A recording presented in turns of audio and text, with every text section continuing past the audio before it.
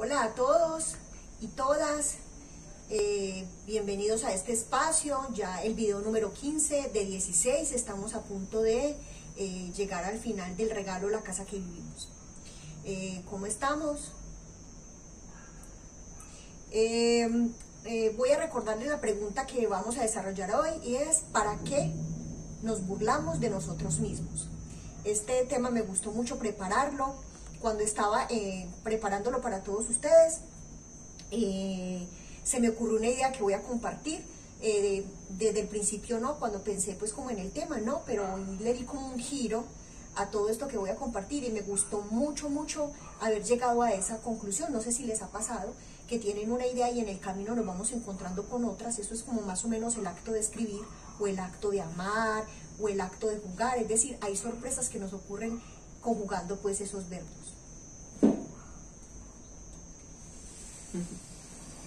Entonces, ¿para qué nos burlamos de nosotros mismos? Es el tema de hoy.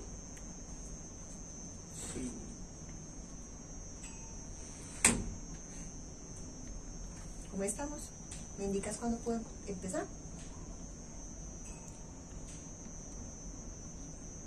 Esperemos otro momentico.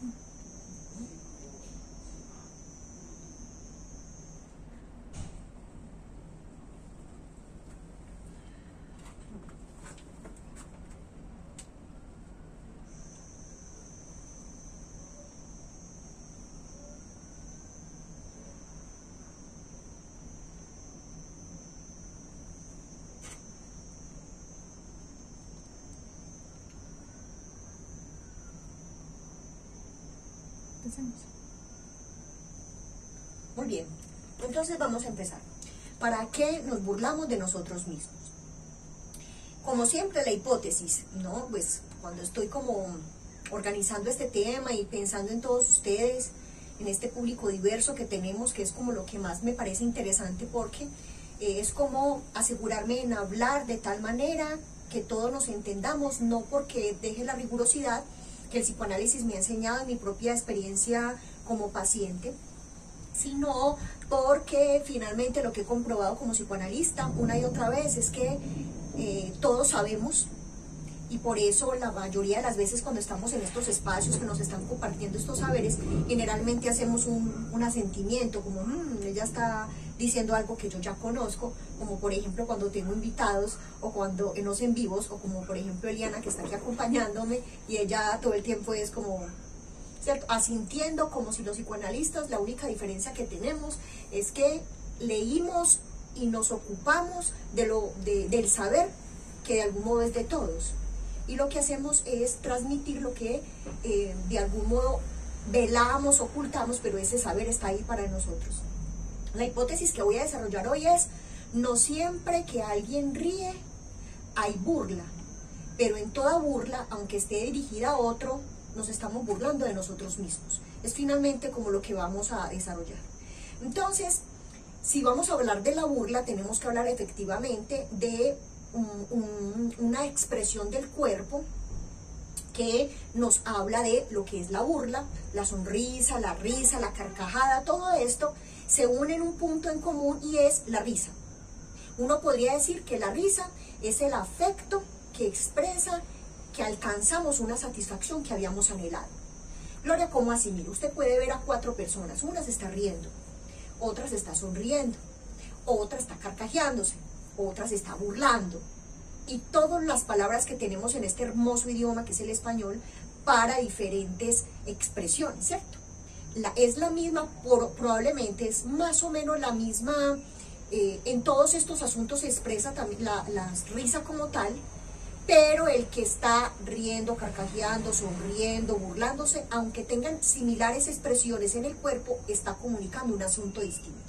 Entonces, hoy nos vamos a centrar específicamente en la burla, pero tendríamos que llegar a un acuerdo, y es que todos tenemos expresiones distintas y todos, aunque todos estemos sonriendo, no estamos expresando lo mismo, y se lo voy a mostrar por qué. Digámoslo así, si la risa, que es el punto en común entre todas estas expresiones, si la risa es la expresión de un afecto que me dice a mí que yo acabo de alcanzar una satisfacción que yo estaba anhelando, la pregunta que nos tenemos que hacer es si todos nos satisfacemos de la misma manera, porque puede ser que una persona se sonría o tenga risa, digámoslo de esta manera, porque alguien se cayó, que habíamos dicho en algunos de los en vivos que es una expresión infantil en la cual ver al otro en desgracia produce risa. Y ese es el modo de satisfacción de esa persona, por supuesto inconsciente, a veces también consciente, en el caso de los perversos, pero digamos que alguien puede decir, acabo de satisfacer o acabo de encontrar una satisfacción que anhelaba y es ver al otro en desgracia, y es el modo de satisfacción. Pero el otro puede sonreír porque un niño, un bebé, acaba de hacer lo que se llama por ahí una gracia y también se sonríe. Entonces, algunos se sonríen por la desgracia del otro y algunos se sonríen al ver una pequeña conquista de un bebé, como quien dice, haga un viejito y ya hay una sonrisa. Entonces no es lo mismo sonreír porque alguno está en mal estado o porque alguno conquistó alguna cosita cuando es bebé. Entonces, como no todos nos satisfacemos de la misma manera, la pregunta es ¿por qué sucede? ¿Para qué sucede? Y entonces, ¿cómo son los modos de satisfacción? Yo me puse a pensar, bueno, parece ser que la satisfacción puede ser sobre nosotros mismos o sobre los otros. La satisfacción que tenemos sobre nosotros mismos puede ser buena o mala, digámoslo más técnicamente, apuntalada al bien vivir o apuntalada al malestar. Es decir, las satisfacciones pueden ser buenas o malas, digámoslo pues como para que todos nos reunamos en un mismo lugar. ¿Cómo es una satisfacción sobre sí mismo buena? Pues en los deportes, en las actividades físicas, en los hobbies que tenemos, digamos, valorados por la cultura, digámoslo así. Pero también nos podemos satisfacer sobre nosotros mismos en las adicciones, los unos apuntalados al bien vivir, los otros apuntalados al malestar. También hay satisfacciones que van sobre los otros apuntaladas al bien vivir, todos los modos de solidaridad, generosidad, respeto, cortesía, amor, todas esas cosas bonitas que nos pasan con las personas que queremos, que tenemos cerca. Pero también nosotros podemos ir sobre la satisfacción sobre los otros, perdón, si esa satisfacción entonces no va apuntalada al bien vivir, sino al malestar, como por ejemplo las agresiones, los maltratos, que como sabemos hay bastantes asuntos en fiscalía que tenemos que como determinar, porque los maltratos pueden ser psicológicos o físicos, no sé. Entonces, digamos que la satisfacción en los seres humanos puede ser apuntalada al bien vivir, apuntalada al malestar, sobre sí mismos o sobre los otros. Hasta ahí vamos en esto de la satisfacción y lo distintos que somos y al mismo tiempo lo que nos reunimos finalmente en lugares comunes. Bueno, entonces la risa. Una risa apuntalada al bien vivir, por ejemplo, como lo dijimos, es una risa en la cual yo quiero hacer vínculo con el otro, ¿cierto? Entonces hay risas como que quieren vincularse con el otro, en tanto que mi intención como sujeto es hacer un lazo. Pero hay risas que no quieren hacer lazos, como la burla, a propósito de que cuando se hace una burla sobre el otro, después vamos a hablar cómo nos burlamos de nosotros mismos, pero cuando se hace una burla sobre el otro, finalmente no quiere hacer vínculo. Nadie dice, no, qué bacanería que te acabas de burlar de mí, me encanta, no, estoy súper feliz, vamos a ser amigos. No, para nada. Las burlas no hacen lazos, las burlas desatan los vínculos que queremos establecer. Por ejemplo, bueno, y otra cosa, lo más impresionante de la risa, como expresión de lo que realmente deseamos, porque a veces escapan unas sonrisitas, unas cositas, ¿cierto? Lo más impresionante, y se los dejo para otra ocasión tal vez, es que yo puedo tener una intención de hacer un vínculo con mi risa, y resulta que lo que produzco en el otro es que se desate algún asunto, porque pues el otro se relaciona conmigo desde su propio fantasma. Entonces yo quiero hacer vínculo, y hay que tener en cuenta que a veces, por más intención buena que yo tenga de hacer vínculo, finalmente lo que consigo es desatar ese vínculo, porque el otro recibe mi risa con su propia infancia, su propio fantasma, por ejemplo. Entonces, les voy a poner un ejemplo de una risita cuando está apuntalada el bien vivir y qué hacer vínculo, y una risita, que este ejemplo yo ya lo había puesto, pero me sirve perfecto acá, y es la risa que produjo la madre de Estados Unidos, del caso que contamos por acá. Voy a recordar. Una risa que quiere producir vínculo es esa risa en la cual yo sonrío porque acabo de ver a alguien que amo, que me gusta, al que le estoy agradeciendo por un detalle que tuvo. Entonces esa risa quiere producir vínculo porque es casi que un regalo que se le ofrece al otro, como las gracias o las sonrisitas que empiezan a producir los niños cuando son bebés. O la risita, que dice que la risita apuntalada ya no es bien vivir sino al malestar, la risita de la mamá cuando le ha advertido a uno mucho que no se meta con aquel chico, y llega esta señora hermosa que tanto amamos y nos dice, te lo dije, con esa sonrisita de Mona Lisa, como aquí estoy yo feliz porque acaba de comprobarse mi gran poder maquiavélico de querer que tú no tengas un buen futuro y tú me obedeciste. Bueno, eso es un tema que ya tratamos en el video sobre las mamás.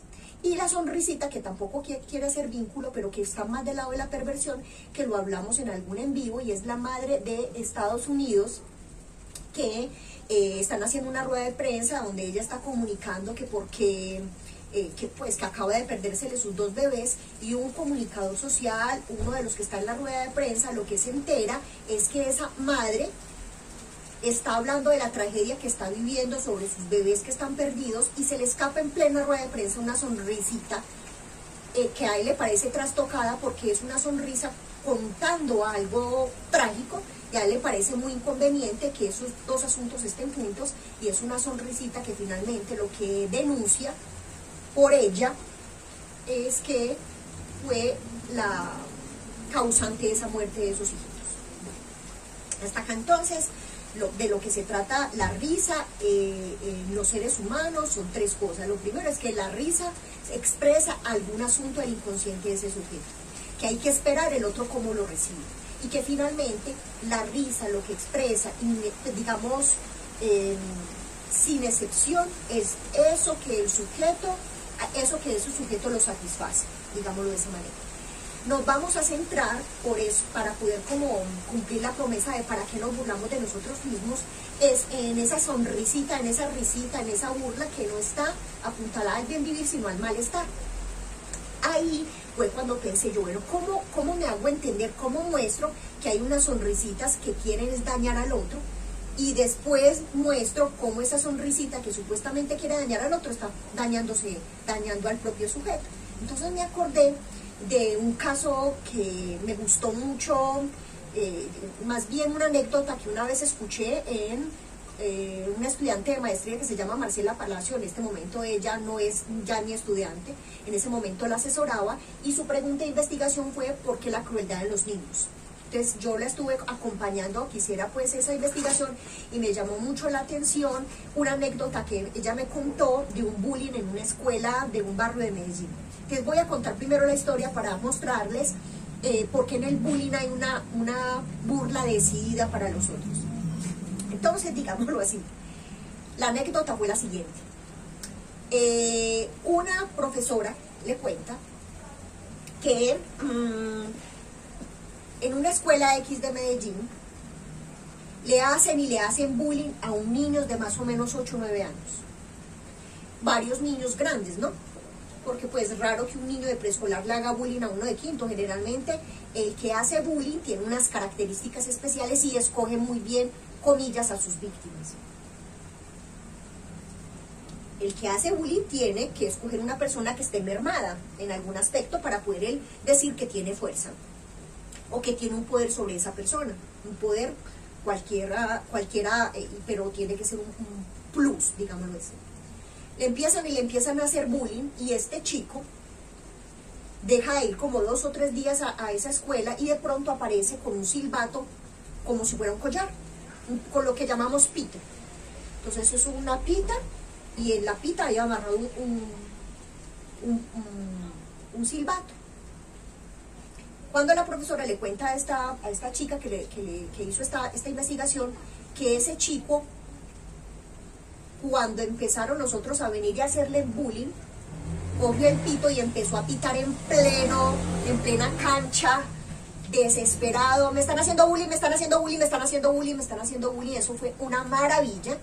Entre las dos lo analizamos muy bonito, porque finalmente lo que ese sujeto estaba haciendo es usando un recurso simbólico para llamar a un tercero que se hiciera cargo de la escena de bullying, de maltrato que le estaban haciendo. Me pareció muy hermoso, porque ese chico con escasos 8 o 9 años lo que hizo fue poner un recurso simbólico frente a un bullying que él no tenía cómo hacerse cargo, pero entonces él lo que hizo fue con ese pito, con ese silbato, llamar a un tercero para que se hiciera cargo de la escena, ya que él no tenía otro recurso.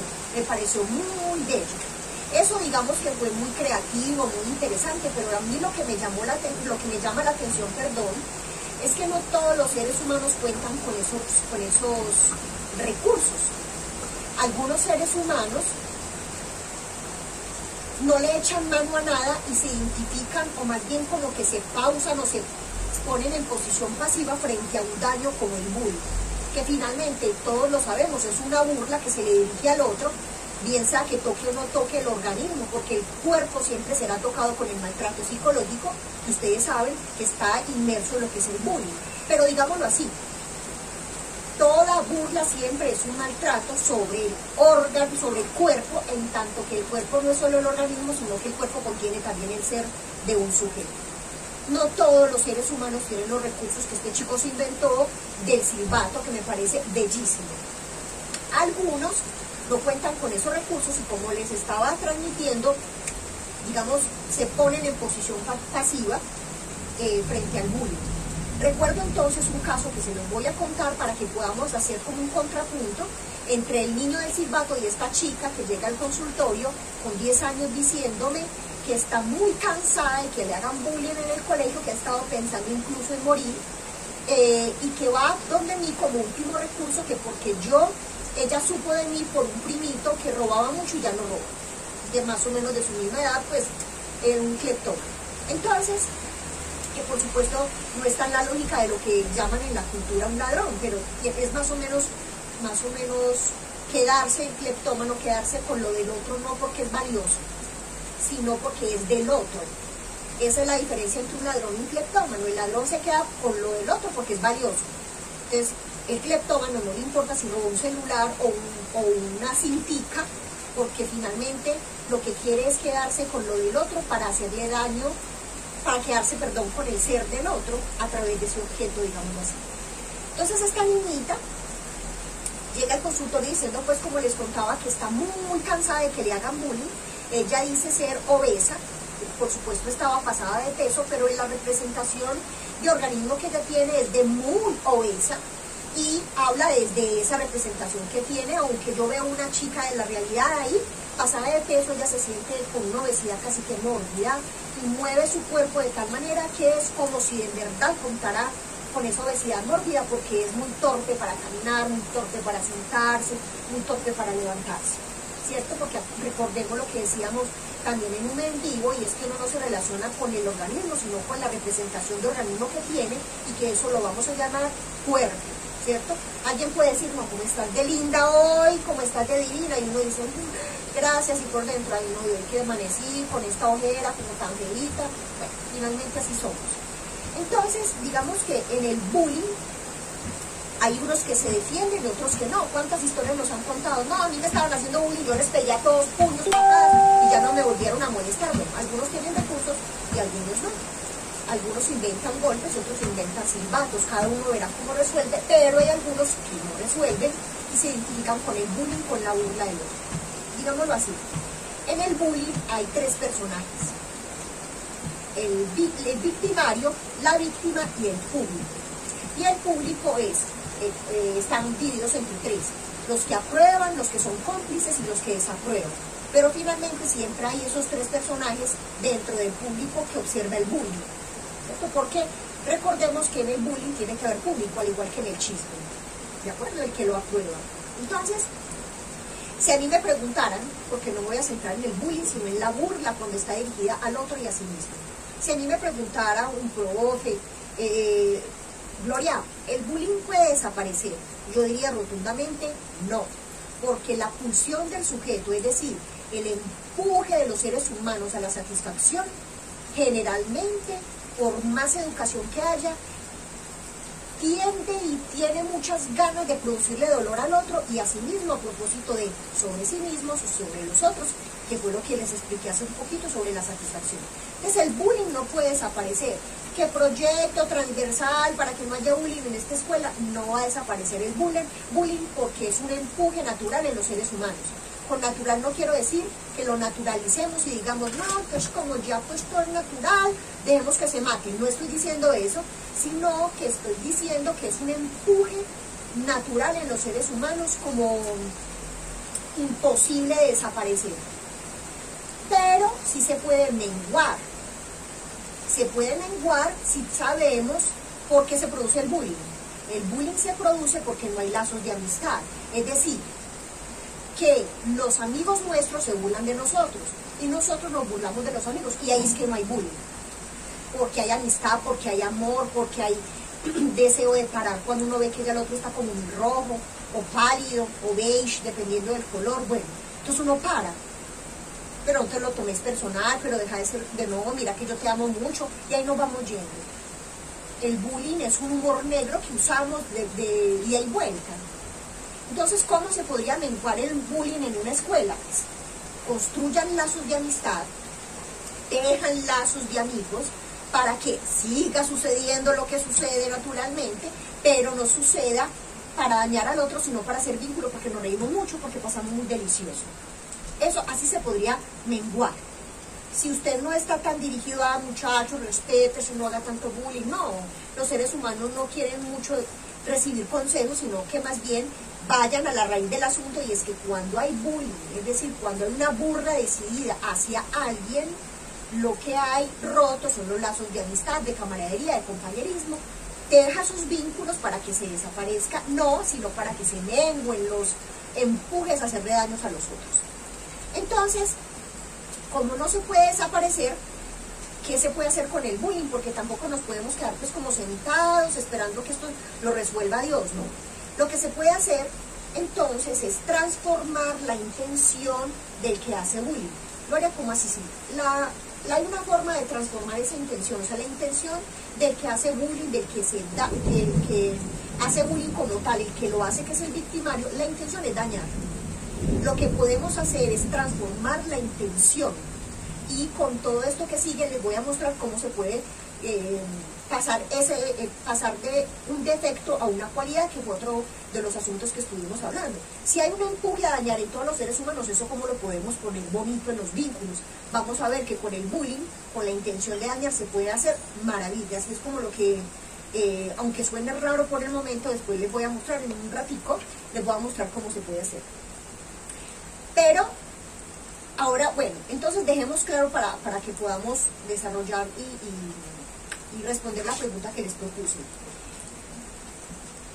¿Por qué no se puede desaparecer el bullying? Porque hay una intención, un empuje en todos los seres humanos a hacer daño. Pero hagamos de cuenta pues que somos Dios.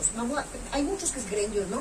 Pero vamos a hacer por un ratico, vamos a hacer de cuenta que todos somos Dios y que decimos, listo, ya, voy a desaparecer el bullying del mundo. Incluso hay una película de alguien que le dieron la potestad por un tiempo de ser Dios.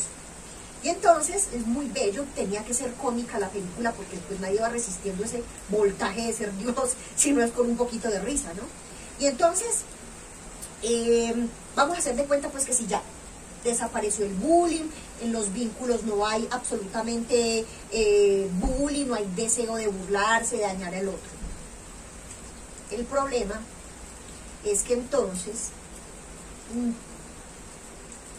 salvamos a los otros del bullying, porque se desaparece el bullying del vínculo, pero queda una dimensión dañosa y ominosa en los seres humanos, a tal punto entonces que desaparece el bullying de los vínculos, pero nos quedamos con el victimario por dentro.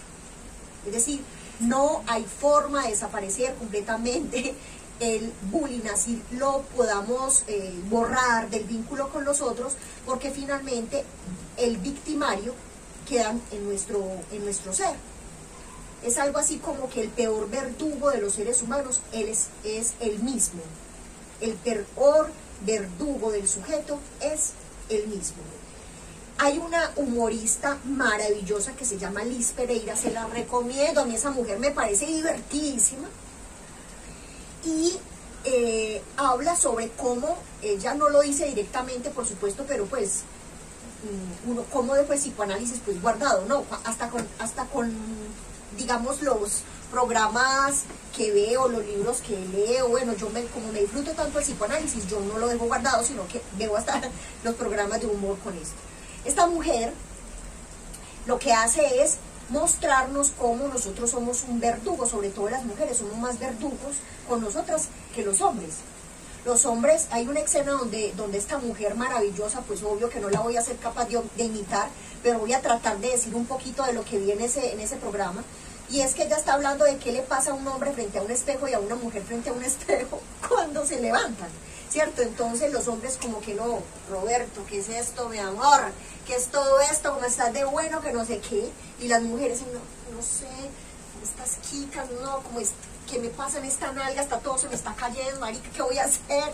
Y entonces casi que el verdugo está dentro de nosotros, porque bueno, finalmente las mujeres nos damos más duro por dentro, pero los hombres ya en la realidad se dan durísimo por fuera, y por ejemplo con la eyaculación precoz.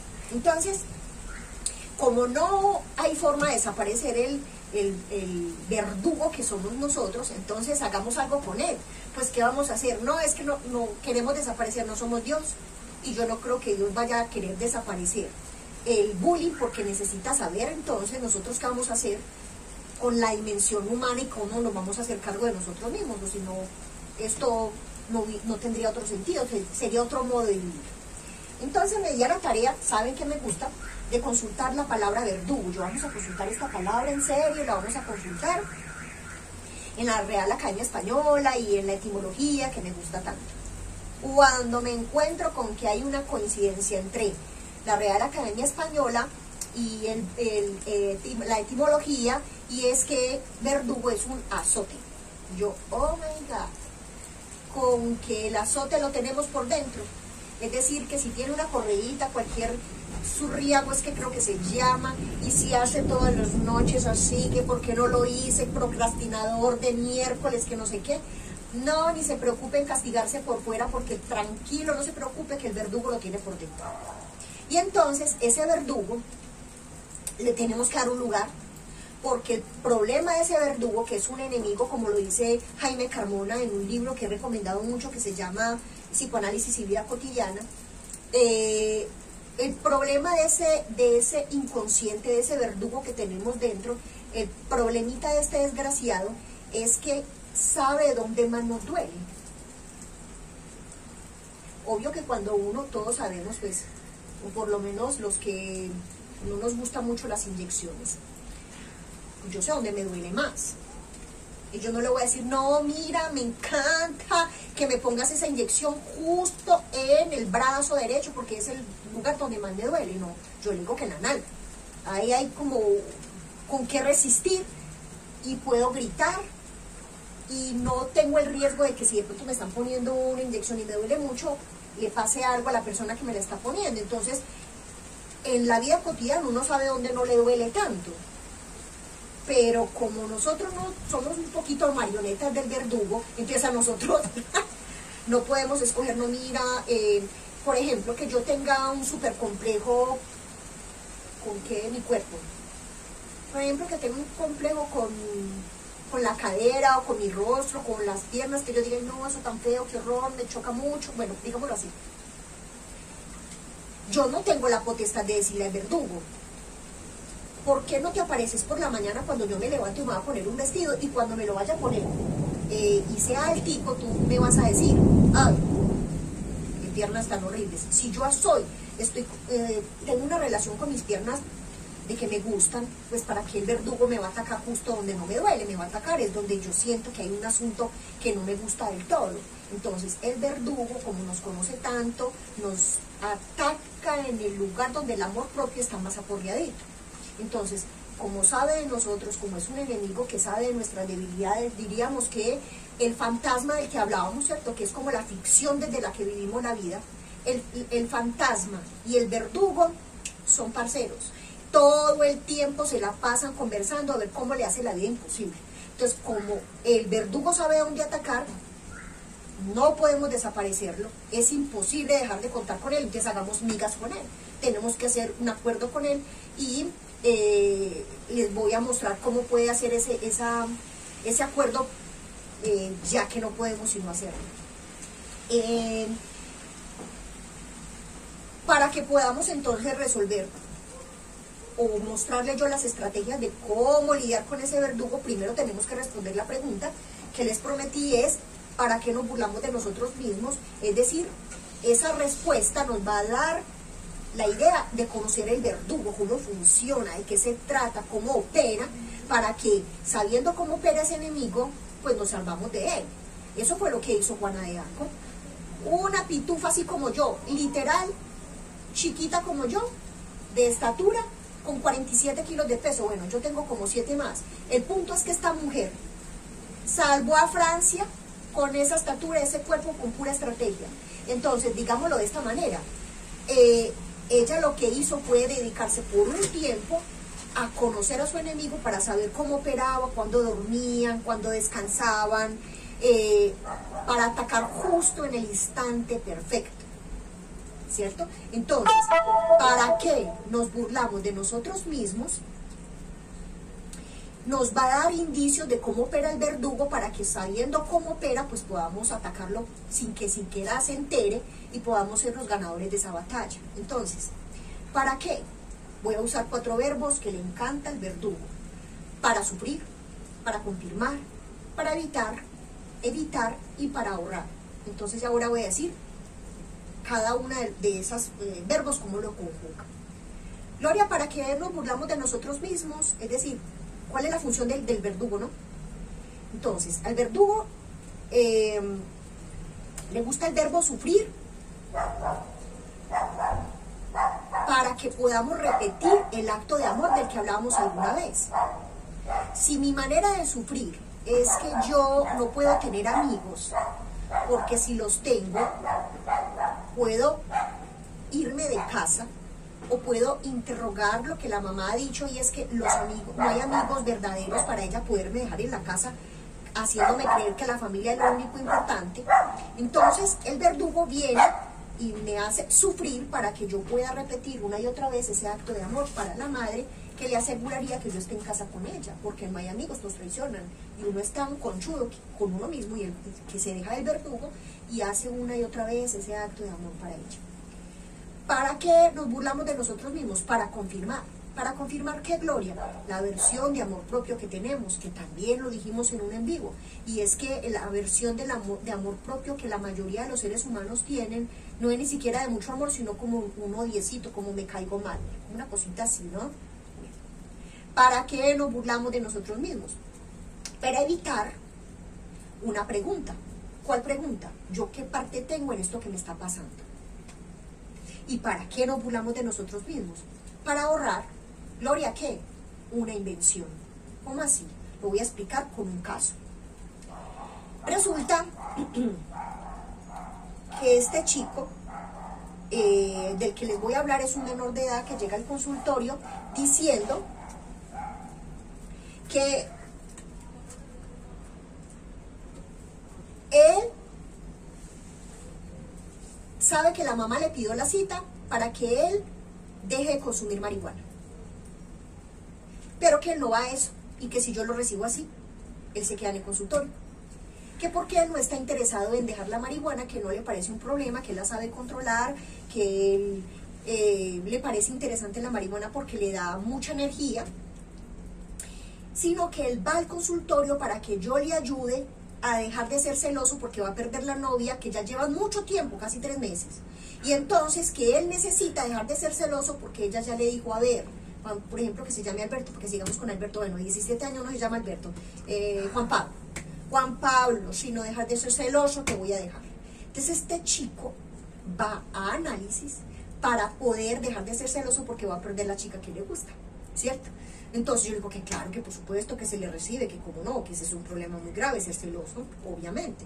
Y lo que estuvimos hablando en otro en vivo es que recordemos que el celoso es un sujeto que que vigila a los otros, cuando en realidad lo que vigila es a sí mismo, porque lo que vigila es que tanto le falta para llegar a ser el hombre que esa chica quiere. Así somos. Entonces, él me dijo, a propósito de eso, de para qué nos burlamos de nosotros mismos. Él se está burlando de él. ¿Cómo, Gloria? Claro, él se está burlando de él porque él se cree poquito para poder confirmar un acto de amor para la madre, para poder darle ese acto de amor. ¿Para qué es celoso? Para confirmar su versión de amor propio, que es disminuida. ¿Para qué está evitando ese sujeto con esa celotipia que tiene? La pregunta por su responsabilidad, porque según cuentas, la sinvergüenza la novia. Entonces él no se pregunta qué parte tienen esos celos o él cómo participa, sino que es que ella la mirona, la coquita. ¿Para qué? ¿Y qué ahorra ese sujeto? Ahorra una invención, es decir, dejar de vivir con la idea de que hay alguien mejor que él. Imagínense si toda la vida él ha pensado que hay alguien mejor que él, y en un día dice, no, ya no hay nadie mejor que yo soy único, yo soy un ser especial. ¿Y ya qué hace después viviendo? ¿Con qué vive si ya él creyó, y hace 17 años vive con la misma idea? Es un asunto muy jodido, porque es que si usted es un sujeto que todo el tiempo cree que es pobre y se dedica a demostrárselo porque está todo el tiempo en afugias económicas, un día se gana la lotería y se enloquece. Por eso, en Estados Unidos, cuando te ganas una lotería, no te dan el premio inmediatamente, sino que te le dan a cuotas para que no te vas enloqueciendo, sino de a poquitos, pero no que te suelte la locura completamente. Entonces, claro, saben de la dimensión humana que ocurre cuando la abundancia que no esperaba y que ella dizque soñado mucho, cuando le llega esa abundancia, no soportan ese asunto, porque no necesariamente lo que uno pide es lo que realmente quiere. Pues esto lo hemos dicho varias veces. Una cosa es el anhelo consciente y otra el anhelo inconsciente o el deseo. ¿Cuántas veces llegan al consultorio las chicas que dicen, no, yo quiero un tipo súper querido, súper tierno, que me abra la puerta, que me escriba todos los días, y apenas lo consiguen, y no, que es tan intenso, fastidioso, si supieras? Las mujeres somos así, de confundidas, para no decirlo de otra manera, con la escasez y la abundancia. Son capaces hasta de decir que de pronto son gay y todo, cuando se encuentran con ese, digamos, esa abundancia. Entonces creo que con este caso creo que me pude hacer entender sobre para qué nos burlamos, ¿cierto? Nos burlamos precisamente para eso, para, digamos, conjugar, dejar que el verdugo conjugue esos 4 verbos: sufrir, confirmar, evitar y ahorrar. El verdugo entonces hay que ahorrarlo. Digamos que no se puede y no se debe. Con ese verdugo tenemos que lidiar, tenemos que convivir. Gloria, ¿cómo así, Silvia? No se puede porque, pues, si se quita de este mundo, que obviamente Dios puede, se cambia la condición humana, porque necesitamos ese verdugo para poder decir, sí, yo me demoré todo este tiempo para tener una buena muerte, para ser mejor, para convertir mis defectos en cualidades. Y no se debe borrar completamente el verdugo, porque con ese verdugo debemos hacer, el verdugo es el que nos da el empuje para podernos hacer una invención, que en este caso sería una personalidad distinta, por ejemplo. Recuerdo que en el capítulo, creo que fue 14, hablé sobre un atraco que me hicieron, o que me iban a hacer, pues. Un chico me quería robar. Entonces, digamos que era un verdugo en tanto que él quería robarme, pero yo lo que hice fue ponerlo a trabajar a mi favor. En uno de los capítulos, pues, está consignadito. ¿Qué hay que hacer con el verdugo? Ponerlo a trabajar a nuestro favor. Y les voy a mostrar cómo se hace, con toda la esperanza de que al escuchar ustedes digan, sí, voy a recapacitar, toda la cosa, tengo que hacer alguna cosa con mi vida, no puedo morir tan avergonzado de mí mismo. Bueno, mire, no significa que yo esa tarea ya la tenga pues como lista, no. Pero todos los días de mi vida me levanto con la intención de que cada cosa que me molesta de sí misma, ese día me va a molestar menos, porque voy a actuar diferente para que eso no se me vaya acrecentando como una bola de nieve. Entonces, ¿qué? ¿Se puede borrar el verdugo? Nada, no se puede y no se debe.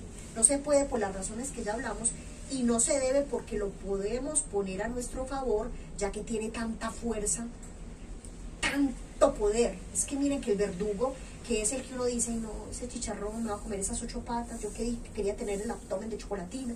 No, es ese verdugo que dice, ay, una patica y ya, os qué boba, que eso que va a hacer daño, no sé qué, si su intención fuera pues como esto de rebajar de peso y tenerle super abdomen. Pero hay verdugos más impresionantes. Hay personas que llegan al consultorio y entre las dos, esa persona y yo, podemos, por ejemplo, darnos cuenta que ha usado un cáncer, pues se hizo un cáncer en el cuerpo. Pues eso ya no es un abdomen de chocolatina, ya es la vida misma. Y los médicos le dicen, es que no entendemos por qué no se alivia, por qué no se mejora, la quimio, no sé qué, las medicinas, la alimentación, y no se mejora.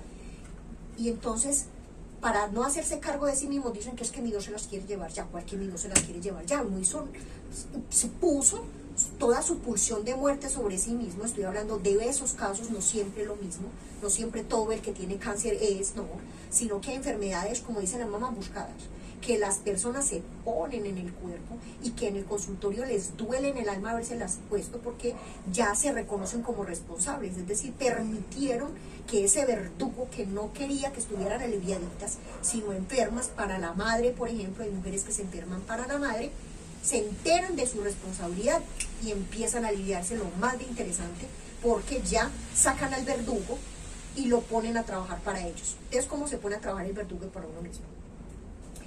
No se haga el tarugo, como dicen por ahí. Usted sabe hacerlo, lo que pasa es que se hace el tonto. Los seres humanos se hacen el tonto. Les voy a demostrar con 2 frasecitas que decimos casi siempre en el día, en la vida, que usted sabe que tiene un verdugo y usted sabe cómo hacer con él. Mire, verá, le voy a decir. La frasecita donde usted declara que usted tiene un verdugo dentro. Doc, me doy duro, duro. Ahí está el verdugo apuntalado al mal vivir o al mal estar. Me doy duro, eso lo hablamos también en un en vivo. Me doy duro, yo soy feo, yo soy lo peor, no soy inteligente, no sé, mejor dicho, eso se dan duro, literal. Me doy rejo, me doy con un palo, bueno, eso se dan con todo. A propósito de azote, se azotan y se azotan todo el tiempo dándole permiso a ese verdugo. Pero en la prueba de que usted también sabe que ese verdugo, poniéndolo en un buen sitio y haciéndolo trabajar a su favor, la prueba es la siguiente frase. Ay, Doc, y yo me di la pelita. Esa frase también se las escucho. Ya no es el azote, yo me doy duro, sino la pelita. Y yo me di la pela y saqué ese trabajo. Y yo me di la pela y ahorré y me fui para Europa. Y yo me di la pela y yo me di la pela. Es ya... En la frase misma ya no hay un sujeto dándose duro, sino haciendo con ese azote, pero pasito, como yo que sé que me doy duro, ahora me voy a dar duro, pero para mi favor. Entonces no me diga que no sabe. Ya lo sabe hacer, solo que debe tomárselo un poco más en serio, que no sea de vez en cuando, sino que sea casi que su causa. No darse duro, sino darse pela para poder tener lo que usted quiere de su propia personalidad o de las cositas pues que quiera de la vida, ¿cierto? Entonces la pregunta es, ¿cómo vamos a convivir con ese verdugo? Literalmente hay que quitarle pues el poder de dañar, pero no todo el poder. Que fue lo que le dije a este chico cuando me dijo, Doc, es que yo quiero dejar de ser celoso, yo quiero dejar de ser impulsivo. Yo no. Se equivocó de psicoanalista. Yo no le prometo que le voy a quitar ni la celotipia, ni la impulsividad. No, ¿cómo así? Mi mamá dijo que usted era muy buena, que usted dice que le ayudó a quitarse una manía que la señora tenía. Entonces yo le dije, no, yo no le voy a hacer esa promesa porque es que a mí no me conviene que usted deje de ser impulsivo porque usted me dice que va a ser comerciante. Un comerciante sin impulso no vende un hueco. Pues olvídese, ¿cómo sin impulso va a ser un negocio? ¿Y cómo va a dejar de ser todo celoso si finalmente dejar un poquito la pregunta por el amor propio, que es la pregunta máxima del celoso, dejar un poquito la pregunta por qué tan bueno es para o aquello, lo impulsa a ser mejor todos los días? Entonces no se puede quitar todo el defecto, sino, como decíamos en un en vivo, hacer con eso. Es como lo mismo que alguna vez le decía a un chico que creo que también por acá lo estuve mencionando, ese fue uno de los casos más bonitos que he vivido, y es que él me dice que a la madre le acaba de dar un infarto el día anterior porque se enteró que él es ladrón de bancos. y que a él le parece muy divertido robar bancos, pero que no le parece divertido que la mamá se le muera, que él tiene que cambiar. Pero entonces, ¿que cómo hace para cambiar sin dejar de hacer lo que le gusta y para pues que la mamá no se le muera del infarto, ¿cierto? Entonces, después hicimos muchas cosas, que por qué, que para qué, que para qué le servía, que de dónde fue que se inventó esa idea de robar banco, bueno, todas las cosas. Y en este momento, digamos, me salva lo que la salud mental podría decir como puedo reservarme los detalles. Pero en este momento es un comerciante, a propósito que a los antioqueños nos llaman ladrones, pero con estilo. Es decir, el chico sigue haciendo lo mismo, pero no en las mismas, porque sigue robando como un comerciante. Los comerciantes son unos ladrones. Lo que pasa es que ya no amenaza, ya no agrede verbalmente, porque él no le hizo daño físicamente a nadie, sino que convencía como que se dejaran robar de alguna manera. Y ahorita lo que hace es pedirle permiso a la víctima para que se deje robar, y la víctima dice que sí. Entonces él trae un container con bolsitos de 1.000 pesos, él los vende a 50.000, pues el otro es el que dice que sí. Entonces ya ahora roba, pero con estilo. Sigue lo mismo, pero no en las mismas. Puso ese verdugo a su favor, que era el que lo quería poner como siempre en desgracia. Ahorita lo que hace es vínculo con el otro y le pide permiso al otro para ser robado. Entonces, aunque suene muy raro, todos sabemos por adelantado cómo curarnos, pero nos hacemos los tontos porque es más fácil vivir en el sufrimiento. O porque creen que a las mujeres que han decidido en la prostitución les llaman las chicas de la vida fácil. ¿Que es fácil? Fácil no porque ellas no sufran, no corran peligro, no porque algunas de ellas se vean literalmente obligadas. No, me estoy refiriendo a fácil, no en el sentido de que yo diga, no, pues si se las ganan papeado, no, pues si sobre todo papeado. Si a veces hasta uno con sus parejas dice, ay, ella me está mirando con ganas de sexo, y yo como estoy de cansada. Dígame, pues entonces ya hacerlo sin ganas, es una cosa muy complicada. El punto es que es de la vida fácil porque lo que ellas ahorran es la invención de que es una mujer más allá de eso. Ese es el punto donde yo digo que es fácil, porque se hace un ahorro, hace una evitación, hace una confirmación y digamos conjuga enormemente el verbo sufrir, porque en varias investigaciones que se han hecho, Héctor Gallo hizo una que se llama prostitución y voluptuosidad, lo que puede encontrar es que son mujeres que al ser prostitutas lo que hacen es confirmar o agradar un deseo materno que las trata como si fueran basura. Hay mamás que al educar a sus niñitas lo que hacen es mostrarles que ellas son unas baratijas y ellas van y hacen eso en la prostitución. Otras en el maltrato psicológico con sus parejas y esas cosas. Bueno, eso podría ser otro tema para después. Entonces, ¿cómo vamos a convivir con el verdugo?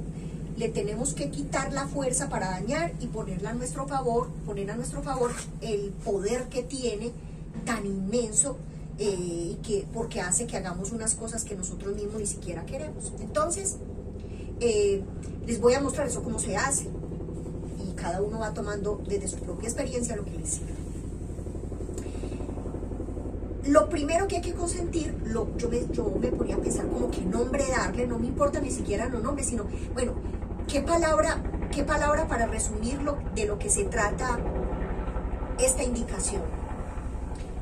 Y se me ocurrió que la palabra auditor puede ser una buena palabra para mostrar lo importante de pasar a ese verdugo del poder de estarnos vigilando para saber dónde nos va a atacar, a lo que hace un auditor en una empresa, que es mostrarnos las fallas dulcemente, fielmente, para poder que nosotros hagamos una mejora. Eso es lo que hace un auditor. Entonces, miren que sí tenemos un auditor, para que tampoco nos sigamos haciendo los tontos. El auditor lo tenemos en nuestro cuerpo, en nuestro ser. Les voy a mostrar con frases paisas, por lo menos que usamos mucho en Antioquia, que sí estamos seguros que el auditor existe. Mire, verá. Hagamos de cuenta que cometimos un error.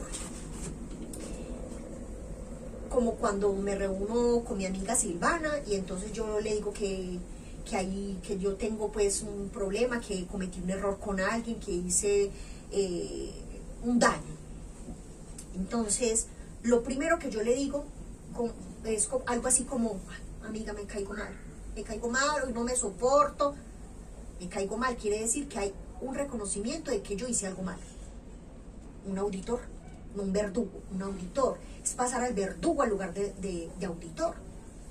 Yo acabo de reconocer con la frase, me caigo mal, que hice algo que dañó a alguien y yo no estoy de acuerdo.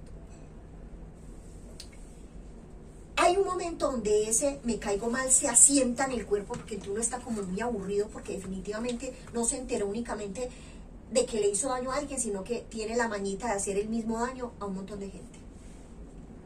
Y es el punto donde le digo, estoy que me entierro y boto esta pala,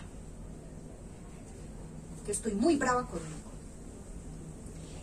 Hay un tercer momento donde yo ya con todo eso en el cuerpo digo, bueno, no estoy de acuerdo. Entonces no voy a repetir, que es cuando uno le da la pálida, que yo lo digo así, o el silencio. Entonces uno es como que, por ejemplo, que el daño que yo haga es que, no lo hago así, pero digamos que yo le diga la verdad torpemente a alguien. Y la verdad de lo que yo pienso que hay que decirle, por ejemplo. Entonces hay un momento donde yo digo, no, yo no puedo seguir haciendo eso. Entonces, por ejemplo, que yo le haga eso a 3 personas conocidas, yo ya no vuelvo a estar con ellas, porque si va y estoy con ella, vuelvo y les hago lo mismo, entonces las evito, y es el tiempo donde yo digo, yo no estoy de acuerdo, tengo que hacer algo distinto, pero todavía no sé qué. Y el cuarto momento donde ya yo tomando conciencia de lo que es, lo que hago, cómo lo hago, para qué me sirve, entonces yo hago algo distinto. Hago algo distinto, pongo palabras distintas y seguimos con el ejemplo de decir la verdad fuertemente o de manera torpe, y ya pongo otras palabras porque tengo los ojos abiertos y sé que me equivoco de esa manera. En estos días dicté una charla corta para una empresa que coordina un sobrino. Entonces me estaban hablando sobre el líder positivo, que es aquel que va y le dice a alguien, tiene que decirle a alguien que se equivocó, pero hay que decirlo de buena manera. Entonces ellos hablaban como de no decir no decir pero, que el tonito, que porque eran modos en que hacían sentir mal a las personas. Algo así como que un líder positivo, les entendí, es el que no hace sentir mal a alguien cuando comete un error. Como hay que conversar, ¿cierto? Hay que conversar, entonces yo lo que hice, bueno, listo, vamos a hacer de cuenta entonces que hay que hacerlo así. Ustedes están hablando de cómo intervenir sin decir no, sin el pero, sin el tonito. Es como lo vamos a hacer, porque es que hay que reprender al otro, porque es que hizo una cosa mala, grito a 3. Y no se puede, así no se trata a los empleados. Yo les dije, bueno, ¿qué tal así? Alberto, vení para que hablemos un ratito. He notado tu interés enorme, mire, lo voy a exagerar, pero no me estoy burlando, es porque en verdad se puede así, que es lo que estoy tratando de hacer, como cómo volver al verdugo nuestro aliado, digámoslo de esta manera. Entonces yo les decía, bueno, Alberto, he notado tu empeño por cumplir las metas. Me gusta esto, me gusta esto, me gusta esto. En ese punto es que ellos decían, entonces ya después, pero le gritaste a 3 desgraciados, estás despedido. No, ellos, eso era lo que no querían. Entonces, aquel pero no. Me gustaría que como tienes tanto afán para alcanzar las metas, les recomendaba yo, se rieron mucho. Me gusta la idea de tu liderazgo porque todo el tiempo estás pensando en cómo la empresa alcance las metas. Eso que tú eres, recuerda muy bien que los otros no tanto, entonces trata de que ellos poco a poco vayan sabiendo de eso, de esa cualidad tuya, de buena manera, para que ellos quieran copiarte y no se sientan muy rechazados. Porque es que hay que decirle al otro alguna cosa también. Es decir, usa ese defecto, fue lo que le dije más o menos el ejemplo, usa ese defecto, que es también una cualidad, úsalo bien para que los otros tengan la oportunidad que tú tienes de conocer de qué se trata, alcanzar las metas, porque los estás asustando y no les estás enseñando de tu bella cualidad que tienen algunos líderes que cumplen el objetivo y hasta más. Parecen pues mágicos, sobre todo en pandemia.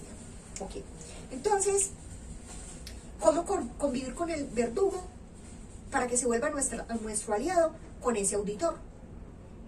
Que usted esté pendiente de sí mismo, no únicamente para darse el látigo, sino para tratar de llevar ese látigo a una pelita que se va a dar. Por ejemplo, como, Doc, yo me di la pelita y le pedí disculpas. Yo me di la pelita e hice eso, porque me di cuenta que hice un daño, que dejé que mi verdugo viera una cosa que no era, o que maltrató en un momento dado. Voy y me doy la pelita en tanto que voy y pongo lo que se llama la humildad, y hago una reparación de lo que en un momento dañé. Es darse una pelita, usar del mismo poder, pero de otra manera. Y además del auditor hay que hacer algo, ya voy a terminar, y es inventarse algo. Bueno, usted ya está quitando ese verdugo, pero entonces el miedo que le dan las personas de quitar ese verdugo es que apenas lo quiten, entonces, o quiten lo malo de él, lo dañoso de él, lo minoso, que ya ahora ¿qué hago? Si yo todo el tiempo estoy en conflicto con las personas, si todo el tiempo soy una mamá que está detrás de los hijos creyendo que ellos no van a poder hacer las tareas y responsabilizarse, si yo le digo a una mamá de estas ya no vuelva a molestar, entonces ya ¿cómo me voy a relacionar con mi hijo si ya sé, si usted me dice que ya no me relacione con lo que me relaciono, yo entonces ahora ¿qué me invento? Y se quedan en el aire. Se quedan en el aire como la histérica o la chica que dice que todas las veces le ha tocado a los hombres malos, le llega uno bueno y dice, ¿y ahora qué? Como los pececitos de Nemo, que todo el tiempo están luchando por algo y apenas en pleno lago, cuando ya lograron salir de la pecera, ya no saben cómo vivir porque se les acabó la lucha, ¿cierto? Se les acabó como la causa de la vida, que era de sentirse amenazados en esa pecera con esa desgraciada que iba y los atacaba. Se les acaba toda digamos, ese verdugo, y ya no saben cómo vivir la vida. Entonces, ¿qué necesitamos para inventarnos algo bonito después de que quitamos el daño que el verdugo hace? Lo primero es que hay que despedirse del sufrimiento. ¿Cómo me queda? 3, 4 minutos, 5 minutos. Lo primero que hay que hacer es despedirse del sufrimiento. Despedirse del sufrimiento es muy difícil, inclusive Silvana, el equipo, Silvana, Carlos, Beatriz, todos mis amigos, estuvimos haciendo una conferencia en el Hotel 10, que se llamaba así, despedirse dulcemente del sufrimiento. Es muy difícil porque es que hay que renunciar a las viejas maneras en que vivimos. Y es muy difícil porque si usted es el conflictivo y ya no es el conflictivo, entonces ahora ¿qué se va a poner así? Si usted ya no es el vago, sino el trabajador, es muy difícil, las personas les cuesta mucho. Después de que se quita el sufrimiento hay que soportar el vacío, que es el punto de la película. ¿Y ahora qué? Yo que viví 30 años, 50, 20, los que quieran, siendo esto, ahora que me invento en ese lienzo que ya no tiene una sola gota de pintura del sufrimiento que yo traía. Es muy difícil, ¿cierto? Es muy difícil consentir como ese momento. Después de soportar el vacío hay que crear algo, porque esto hay que pintarlo de alguna manera. Si esto se le volvió paisaje, ya no hay paisaje, sino que ya tiene solo unos cuantos arbolitos que eran los bonitos que iba a dejar. Ahora pinte, pues, tiene que pintar alguna cosa, que es como lo complicado, ¿cierto?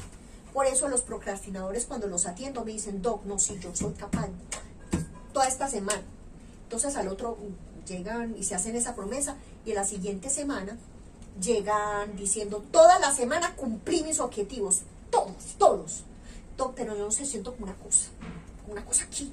Esa cosa aquí es un desasosiego, como lo llaman las mamás, una angustia, un nerviosismo, porque tienen mucho susto de cumplirse las promesas, precisamente porque cumplirse a ellos las promesas, aunque tengan un poco más de calma, es traicionar a alguien, como lo habíamos hablado en otro en vivo, ¿sí? Y ya si creó algo, si fue capaz de crear algo, y no porque sea incapaz, sino porque es muy doloroso salir del sufrimiento, por lo que el sufrimiento implica, ya después es que soporte lo bueno. Ya llegan, pues que no, que es que yo quería trabajar en tal empresa, y conquistaron eso, y ya se empiezan a hacer, se incapacitan, que yo no me la imaginaba así, empiezan a estar incómodos con el progreso o el sueño que conquistaron. Entonces suena muy raro y todo, pero hay que aprender a disfrutar de la felicidad, porque apenas la consiguen, ya es que están incómodos, que es el ejemplo que les ponía muy al principio de la chica que dice que quería algo, y cuando lo consigue empieza a sospechar. Bueno, ¿para qué nos burlamos de nosotros mismos? Es la respuesta que estuve desarrollando, espero que les haya servido. Hasta pronto.